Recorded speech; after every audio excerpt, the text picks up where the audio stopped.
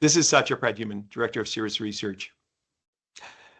Today, in this episode of Market Conversation, we're interviewing David Pope. He's the founder of Speechcraft Analytics. In this area, we focus really on AI and how it intersects with portfolio management. I have known David for a long time. His background, truly an investor, centrally based in the Boston area for the longest time. In his earlier days, he was in the fixed income area from the Fidelity, moved on to Colonial, then migrated over to the equity side, as I say, the dark side. Was in the PM portfolio role there at Wellington for the longest time, and then migrated over to the data analytics side at S&P, where he really, I think this might have been your grounding with large language models and natural language generation. Fast forward a few years later, he's now founded Speechcraft Analytics. And so I'm excited to host and have this conversation with David because it is so central to the investment world as well. This area of AI, large language models, it does harken back to the days in the late 90s when the internet was here. And I think there's so many applications to how that will feed into our lives. It's especially true when it comes to investments, which is a very data intensive industry. And with that, David, welcome to our Market Conversation episode. And I'd love to get your thoughts here. Satya, thank you. Really pleased to be here. Thank you so much for the invitation and the opportunity to speak about what we're doing at Speechcraft Analytics. So yeah, it might be terrific to hear a little bit of how, actually, given that, I've also started a company, tell me a little bit about the motivation and how you jumped into this and, how you just, how you thought about it and then sort of launched into Speechcraft. Yeah, it's an interesting journey, really, and I'm enjoying it quite a bit. My background, as you highlighted, really was to extract information and signals for the purpose of creating outperformance for investment clients. And around 2016, I started working with natural language processing, which is the analysis of words, and created trading signals from the analysis of earnings calls and other documents that companies file. And it became apparent to me that that was really the first wave. And the second wave is audio analysis, so joining the words themselves with the voice tone. So you may have heard growing up, Satya, it's not what you say, it's how you say it. And it's so true. I could take a sentence like, sure, Satya, or sure, Satya. This 2-word sentence, but because of my voice tone, the meaning changes completely. And what investors are always wrestling with is taking information and placing value on that information. So what's my confidence in this piece of information? What is the reliability of this information? A lot of important information comes from management, and it's in the spoken word. So what we've done at Speechcraft Analytics is develop a set of capabilities that allows investors to place confidence weightings on different pieces of information that management's conveying. So I mentioned the second wave. The third wave is, we're not there yet, is looking at the body language and the facial expressions. And I think that's what's coming next, but we're not there yet. That's really neat. In terms of, before we get into the actual product and some of your experiences, a little bit on the science of this. How does the math? How does this? How do you make the sausage, per se? Yeah, it's one of these things that when you're sort of looking at the outside, it seems really complicated. But if I could reduce it down to sort of a common, easy to understand explanation, we look at indicators of emotional state. So if we take the words, for instance, we'll look at, is management using a lot of weak modal words? So these are hedging words, like sometimes, normally, generally. Are they using a lot of strong modal words, like will and shall? These are definitive, strong words. What is their pronoun use? Do they use a lot of I's or we's? Language complexity. A lot of times when management's looking to obfuscate, they'll make things overly complex. We'd like to see management speak in plain, easy to understand language. And a lot of work's been done to show that management that does use simple language outperforms. Do they use a lot of numbers? Concreteness. So we love to see management that is using a lot of numbers. How long does it take for them to get to the numbers? Do they get to the numbers right away, or do they have to sort of set things up a little bit? Then at voice tone, we're measuring all sorts of features of the voice tone. But when we're nervous, our muscles tend to contract, and you can see it in body language or maybe the jaw. But one muscle that tenses our vocal cords, and that changes the way that sound emanates. So we're able to measure vocal tremors at the 22 millisecond level. Join that with other things like speech rate, pitch changes, pitch ramps, shakiness, and you start to get at indicators of the emotional state of the speaker. It's neat. I guess if you go back to the earlier days, how some of this started with the sentiment data was to do some sort of word count around, tokens that were seen as positive and negative, and then there was a scoring process that got you to some sort of diffused reading. In this instance, I guess what you're saying is that you're now able to really, sort of broaden the types of elements that are coming out of a conversation. And then each of those you can kind of ascribe, some sort of range, and then maybe come up with some sort of scoring or so, or something to. That's a great explanation. Yeah. Management has caught on to the fact that a lot of people are counting the positive words. And so instead of saying, expenses declined, now decline is a negative word, it may say something like expenses improved. And if you look at the overall sentiment over time, Wolf Research has pointed out that negative sentiment has been declining on earnings calls over time, and positive sentiment's been improving over time as management sort of understands how they're being evaluated. Picking words is much easier than modulating your voice tone, however. So it's going to be harder for management Wow. to sort of control their presentation. We do work with some management teams and give them advice and evaluate and benchmark them versus their peers with the hopes that they can improve their delivery. Yeah, that's neat. So what you're saying is it's a little bit of sort of the Michael Lewis story in Moneyball, that if you go back to the original transcription studies and you take his story about studying statistics for Oakland, the fact that just a few short years later, Boston adopts it. And what they've learned is a decade later with baseball, everybody's doing it. And so the incremental value out of that tool of the word count may be decaying. And so some of this is much more innate to the person. It's a cat and mouse game, right? So Yeah. Investors evaluate management, management understands, adapts to it. Investors moderate the way they evaluate management, management learns, and we've seen that in terms of earnings guidance and so many other things over time. Yeah. I mean, from our standpoint at Cirrus, we're always looking for ways to get, incremental business outlook, right? That's like the holy grail in multi-factor models. And so this industry that we're in, we are really grounded in that variable called earnings revisions, right? It is the one thing everybody's looking for, which is where's the direction of the earnings revision? Are earnings revisions working?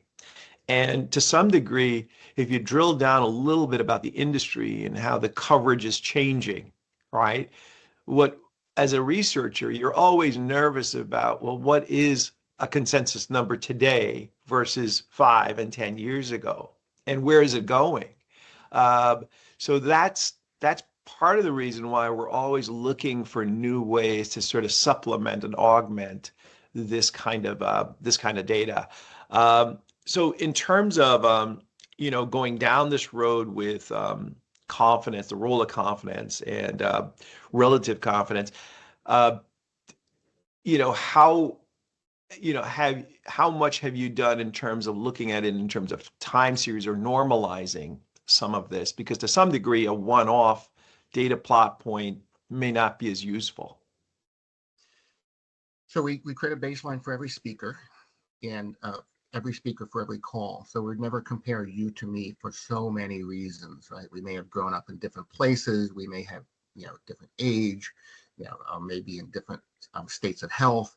So we create a baseline for each speaker for every call. And then we compare the presentation of that speaker to themselves. And we look for what areas are anomalous. So we analyze every sentence and look for those sentences where either there's double confirmation, the voice is strongly aligns with the words, or where they diverge. And this is important because then we can get to the context. So what were they talking about when they were very confident? What were they saying when they were exhibiting nervousness?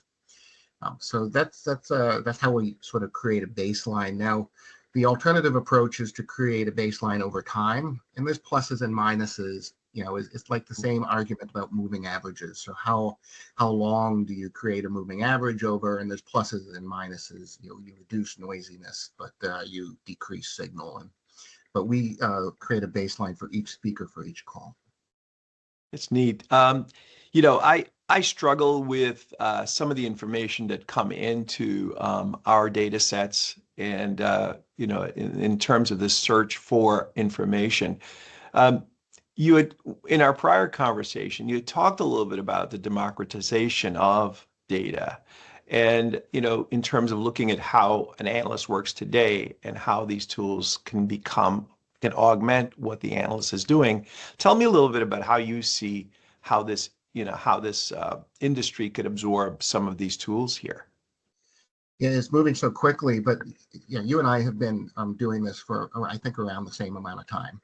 And A long time. that most of our job when we started was just getting the data, right? And that was oftentimes what I would consider our edge. And then you spend, a significant but less amount of time sort of aggregating and modeling the data, and then a small sliver of your time sort of understanding and creating insights from the data. So really what we were is data sleuths, and you pull data from all over the place.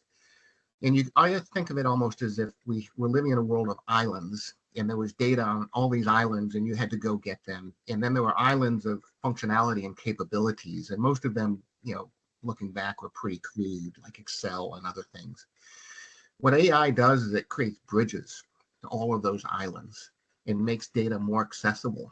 And so you don't really need to know where the data is coming from now or where the functionality is. It brings it all together in one place. The other thing is we used to live in a world where the data and the model were separate. And you could plug and play a different model into different data sets, or different data sets into different models. Now they're the same thing. So the models and the data is the same thing. What that does for the investor and for the analyst is it reduces the amount of time that you spend looking and searching for data, reduces the amount of time that you're crunching the data, and increases the amount of time that you can analyze and create insights from the data. So I think that's great news for analysts, because that's their highest value add, is the insight portion, which used to be the smallest percentage of time they would spend on analysis. Yeah, I live with this daily. The amount of time an analyst will spend pulling the information together to build the comparison, and then there's all this futzing with, how does it look? And we're always trying to say, how much time are you thinking about the information as you're about to write it, as opposed to spending all this energy building it? And you and I both know, if you work for how many days on getting this data there, by the time you're putting pen to paper, you want to be done. You're just drained. And I can see how this, we're already getting some benefits from some of these newer tools. And it's remarkable how it sort of frees up your ability to say, let me step back and understand what's here. Um, in terms of, the limitations of the tool from let's say the standpoint of speechcraft. What do you think are some challenges in how the industry, how these tools will evolve? Yeah, so that's a great question because all tools have their strengths and weaknesses. And if you're going to be using these tools, you should understand what they are. One of the things that I'm most tentative about in employing audio analytics is the analysis of non-native speakers. So if you're a native speaker and you hesitate, that usually means that you're being very careful about your words. Maybe you're thinking about how you can tell a half truth. However, if you're a non-native speaker, you probably are looking for a translation and you're looking to be precise. And so some of the attributes that we look at for a native speaker wouldn't apply to a non-native speaker. When we look at other languages, we do work in many other languages. Pronoun uses change. So the Latin languages, the pronoun usage is much different than English. So we wouldn't weight the use of pronouns the same way we would with an English speaker. So those are two examples of how the tool Yeah. set needs to be sort of tailored to the use case that you're employing it against. Wow. Yeah, I mean, I think as a manager, that's always, you're managing the budget and you're always wondering what kind of tools can we employ. I've got to think, running these types of analysis, it is data intensive. The idea of large language models it can be very crude to the degree that it's always running these comparisons and very expensive. And so I guess the question is, where's the cost for this, right? And then how do you see it as it's evolving? Is the technology going to get better where it's actually, it's less expensive to run? What's your Yeah, for what's your sure. thought? Yeah. Yeah, so even like 5 years ago, we probably couldn't do this because the Right. technology wouldn't have been as mature, but also the compute. It is highly computationally intensive. So we have Mm. to do a few things. One is to transcribe. We do all the transcriptions ourselves because we want all that messiness. We want the ahs and ums and the laughter and the coughs and the Right. repetitions. A lot of times those are scrubbed from the official transcripts that you may be getting from a premier vendor. So we want that. So that's one source of computation. The second is actually the audio analysis. So as I mentioned, we're analyzing every speaker for every sentence at the 22 millisecond level. So that's expensive. The good Yeah. news is the compute prices are going down. The ability to run code more efficiently is advancing at a breathtaking rate. So yes, I guess this is another form of democratization where the barriers that may exist today and existed yesterday are quickly sort of slipping away. Yeah, I've got to think that and then this leads into this world of NVIDIA that we're living in right now, which is these chips are remarkably expensive. The demand for them are through the roof, and as you're getting the sort of Amazons, the AWSs of the world to really add capacity, uh, it truly is coming down to the marginal user, and therefore the marginal price should be coming down. Um, yeah, in terms of you pulled together some data, and I thought it would be, like just given who we are, we love data. I thought we'd put up one of your charts because I thought, and I'd love for you to walk us through this. Let me see if I can get this working. Uh, Yeah, I think this is the vocal delivery chart, right? And yep, this yep, is yep, based on a paper by Bake, Kim, and Yoon. yep. There we go. There we are. Yeah, right. So this is the Mag 7 X NVIDIA because they hadn't reported when we put this together last quarter. And what we're looking at here is a composite measure of audio clarity called Hmm, vocal delivered quality. And right. what it really does is it introduces the acoustic comprehensibility for a listener.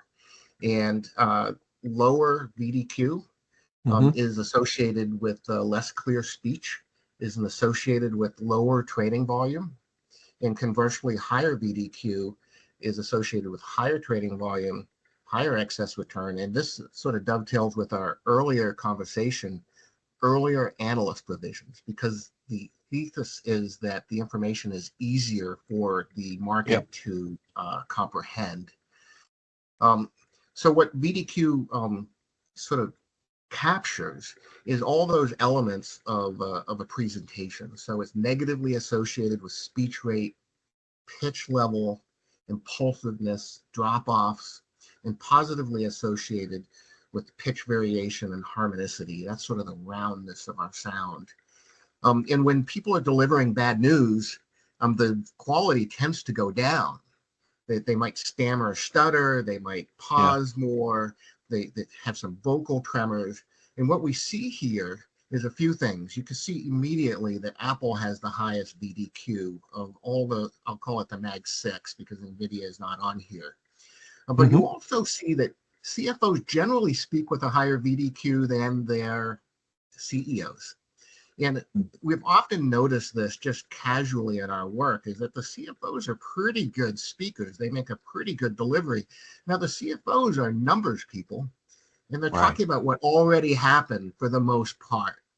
Right? The CEOs have to explain and tell the whole story. And if there's something difficult that's going on, a challenge with the company, it's often the CEO that describes the outcome.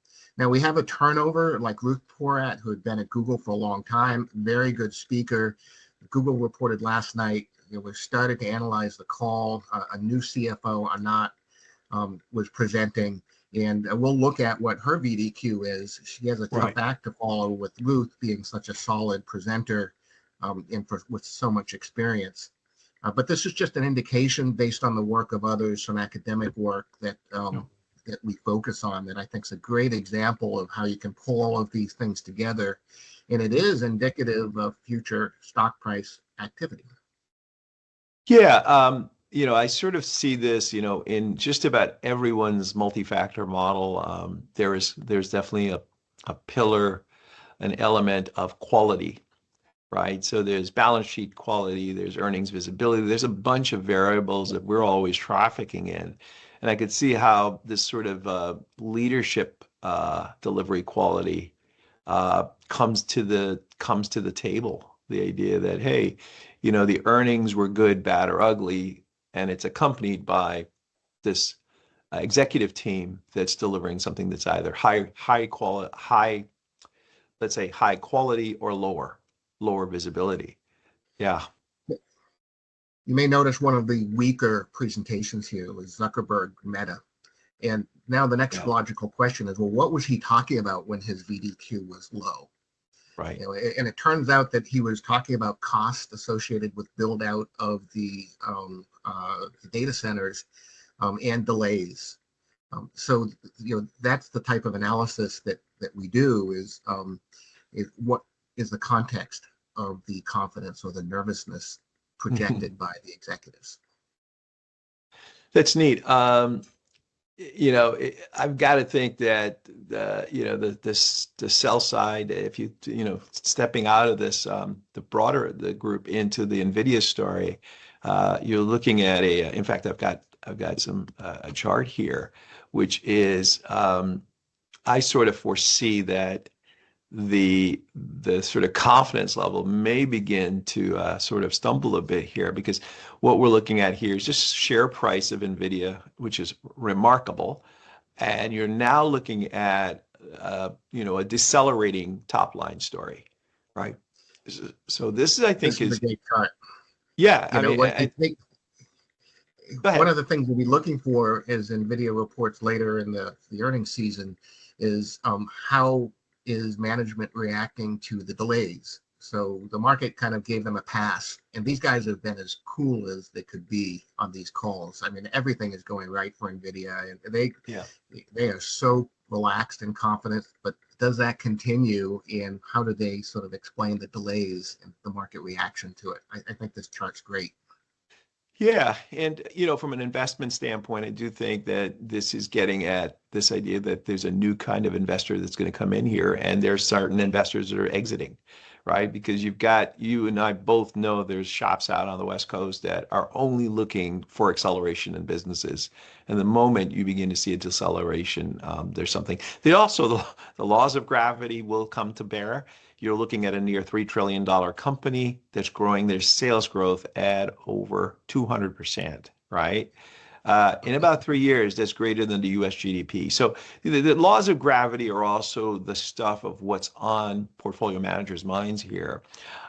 It's funny, we did this one other thing in terms of costs. Because their consumer, their critical players, the Oracles, the Apples, the Googles, right? They're in the business of buying this chip because they all need the chips. And what we did was we looked at their margins of the mega tech, excluding NVIDIA. And Hmm. this is important because to some degree, we sort of think that this idea of expenses for AI is crucial, and the amount these companies are spending to really build out this area.